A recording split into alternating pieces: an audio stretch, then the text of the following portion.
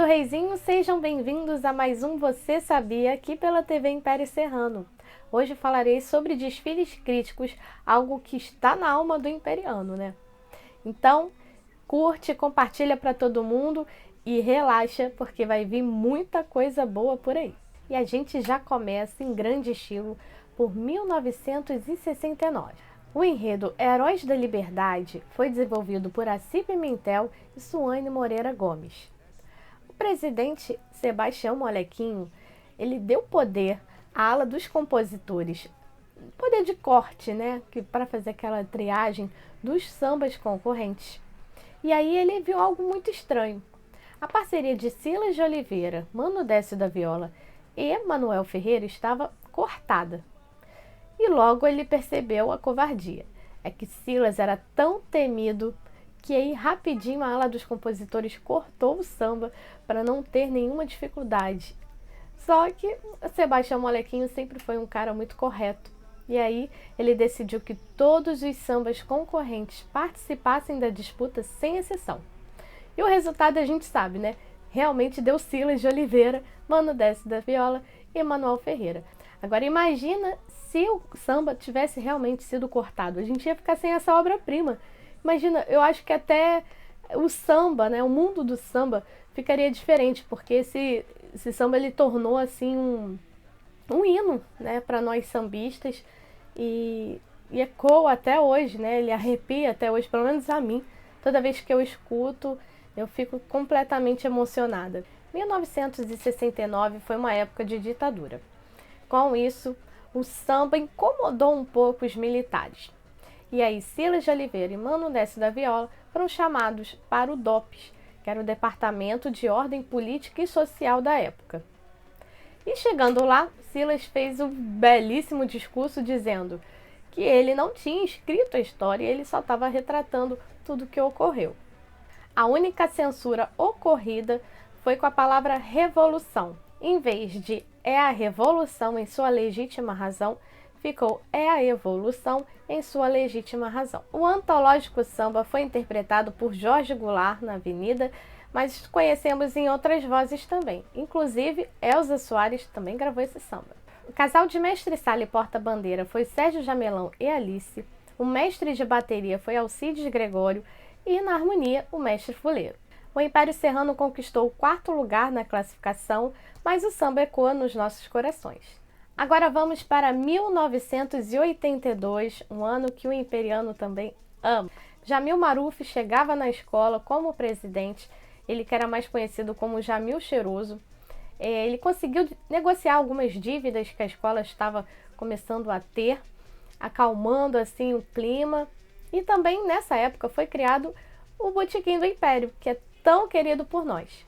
Fernando Pamplona foi procurado para ser o carnavalesco, porém ele recusou porque queria se manter fiel à sua escola Salgueiro. Mas ele tinha muita simpatia pelo Império Serrano e acabou sugerindo um enredo, 11 Candelária Sapucaí. O enredo contava a história dos desfiles das escolas de samba em tom de crítica por conta do rumo que o carnaval estava tomando.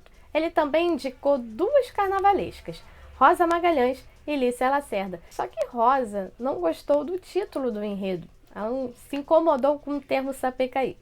E aí ela sugeriu o Bumbum Paticubum pro Curudum. A ideia do título veio através de uma entrevista de Ismael Silva, explicando, descrevendo o ritmo do novo samba do Estácio. Inclusive, as carnavalescas solicitaram aos compositores que incluíssem a onomatopeia no samba. Aloysio Machado e Beto Sem Braço eles estavam afastados da escola por conta de gestão anterior, mas resolveram retornar. Só que quando eles retornaram, as parcerias já estavam formadas e aí eles resolveram se juntar para fazer o samba. Inclusive, você sabia que o samba foi feito em 10 dias? Coisa de craque, né? Beto Sem Braço estava assim, com um pouco de receio por conta dessa última parte do samba, já que criticava bastante as super escolas de samba S.A. Mas Aloysio quis manter a ousadia e assim se manteve. Quinzinho interpretou o samba na Avenida, ele que já via defendendo o samba na quadra. O casal de mestre sala e porta-bandeira foi o Sérgio Jamelão e Maria. E na harmonia continuava o mestre fuleiro. O Império Serrano foi a última escola a desfilar e estava programado em torno de 7 horas da manhã. Só que houve um grande atraso e a escola entrou somente por volta das 10. Agora imagina a situação, um calor de quase 40 graus, 3 horas de atraso, tudo para dar errado, né? Tudo para o componente ficar cansado, desanimado, até desistir, né? Alguns desistirem de desfilar. Mas aqui em Império Serrano, e aí o Imperiano de Ferro não cansa, né?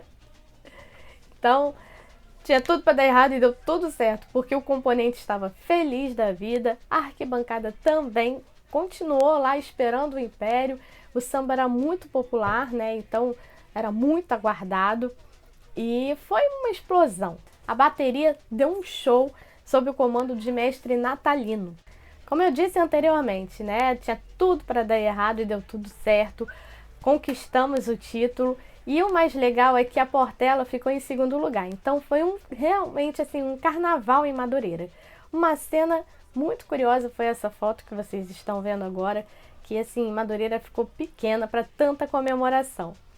Inclusive, quem lembra aqui que em 2017 ganhamos o acesso e a Portela foi campeã no grupo especial? Uma cena assim foi bem parecida, né? Além do título, ganhamos 7 estandartes de ouro. Melhor samba, melhor enredo, bateria, personalidade masculina com Jamil Cheiroso, passista masculino com Ricardo, revelação para Andréa Machado, que na época tinha 14 anos, e comunicação com o público. Avançando um pouquinho, vamos para 1984. Jamil Cheiroso continuava sendo o presidente e mais uma vez Pamplona ajudou com o enredo. Dessa vez ele indicou o Renato Lage, que desenvolveu o enredo Foi Malandro É. O enredo contava que a malandragem brasileira teve origem no descobrimento do Brasil. A proposta de Pamplona era uma crítica bem mais pesada, começando por Pero Vaz de Caminha e terminando em Getúlio Vargas e Juscelino Kubitschek.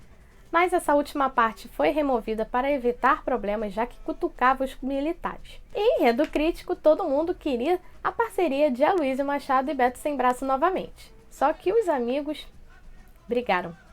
Cada um disputou com um samba diferente, eles participaram da disputa separadamente, mas nenhum deles venceu. Quem venceu foi o Bicalho. E o samba foi interpretado por Ney Viana. Ney Viana, que era o intérprete da Mocidade Independente de Padre Miguel, saiu da escola e, mordido, fez uma excelente apresentação na avenida. Novamente, o Império Serrano foi a última escola a desfilar, só que dessa vez ele entrou às 8 da manhã.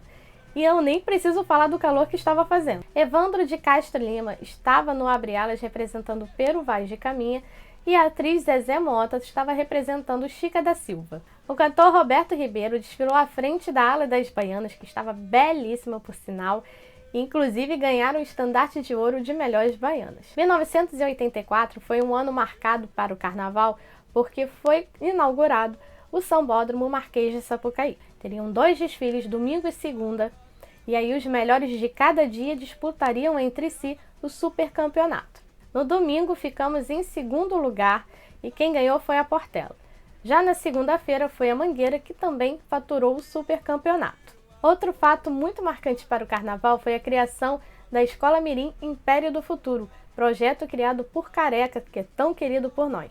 Deu tão certo que todas as escolas seguiram o mesmo caminho e podemos dizer que revelamos grandes talentos. A década de 80 foi o enredo crítico para o Império Serrano. 1986 foi o ano que eu nasci e já tinha sido criado o enredo Eu Quero. O presidente Irani Santos decidiu continuar com o Renato Lage, mas dessa vez ele contava com a ajuda de Lilian Rabelo. O enredo abordava os anseios do povo brasileiro, um tom de reivindicação após um longo período de ditadura. O samba da parceria de Aloysio Machado, Luiz Carlos do Cavaco e Jorge Nóbrega foi escolhido e casou muito bem com a voz do intérprete Quinzinho, que já tinha retornado à escola. O desfile foi maravilhoso. O desempenho do casal de mestre sala e porta-bandeira, Robertinho e Irene, foi ótimo. O samba evoluiu muito bem. A evolução foi muito correta. Então, assim, o povo aplaudiu muito, teve gritos de já ganhou, mas não ganhamos. Ficamos em terceiro lugar, o que também é muito bom, né? A gente ainda estava se mantendo ali na frente. Além do terceiro lugar conquistado, Conquistamos também estandartes de ouro, um de melhor samba e outro de revelação para o mestre Faísca. Agora vamos ao último enredo crítico da década de 80, 1988. Jamil Cheiroso estava de volta à nossa agremiação, dessa vez ele já estava no segundo ano do segundo mandato. O carnavalesco Ney Aidan desenvolveu o enredo proposto novamente por Pamplona, Para Com Isto da Calmeu. O enredo fazia crítica à fusão do estado da Guanabara com o Rio de Janeiro em 1975, mas num tom irreverente. Quinzinho interpretou o samba da parceria de Luiz Carlos do Cavaco, Jarbas da Cuíca e Lula. O casal de mestre Sala e porta-bandeira Cizinho e Juju Maravilha deu um show. Você sabia que a escola foi a 7ª a desfilar e também ficou em 7º na classificação final? Eu acredito que a posição que ficamos contribuiu bastante para essa colocação. Pelo menos ganhamos um estandarte de ouro de melhor revelação para Claudinho. Agora vamos ao último enredo crítico, que também é um samba assim maravilhoso, um desfile que a gente carrega no coração. Estou falando de 1996. O enredo fazia uma homenagem a Herbert de Souza, o Betinho, que lutou tanto para que esse país fosse um país de melhores condições de vida, principalmente um país sem fome. O enredo Verás que o filho teu não foge à luta foi desenvolvido pelos carnavalescos Actir Gonçalves e Ernesto Nascimento. O presidente Marquinhos dos Anéis convidou pela primeira vez Jorginho do Império para ser o intérprete oficial. Esse samba incrível foi da parceria de Aloysio Machado, Lula, Beto Pernarda, Arlindo Cruz e Índio do Império. A incrível bateria foi sob o comando de Vanderlei da Serrinha. Pela primeira vez, o Império Serrano tinha contratado um profissional para a comissão de frente. O nome dele, Luiz Alves. O casal de mestre Sala e porta-bandeira foi Claudinho e Rita Freitas. Rita, aliás, que ganhou o estandarte de ouro de melhor porta-bandeira daquele ano. A escola vinha de uma década assim bastante conturbada, de escolhas erradas de enredo, de apostas esquisitas, enfim. Mas esse desfile foi um desfile muito correto. Não teve erro grave, a evolução foi super bem, a harmonia deu super certo, porque o samba funcionou muito bem. Inclusive tivemos gritos de já ganhou, uma coisa que não acontecia há muito tempo. Apesar desse clima todo de já ganhou, inclusive saiu no jornal que o Império poderia incomodar a suposta campeã Mocidade. Não aconteceu, ficamos em 6º lugar e a Mocidade ganhou mesmo. Mas o 6º lugar foi muito comemorado. Então é isso, pessoal. Fico por aqui com esse tema maravilhoso. Espero que vocês tenham gostado. Se gostaram, ó, dá aquela curtilha, espalha para todo mundo, tá? E até a próxima. Tchau, tchau!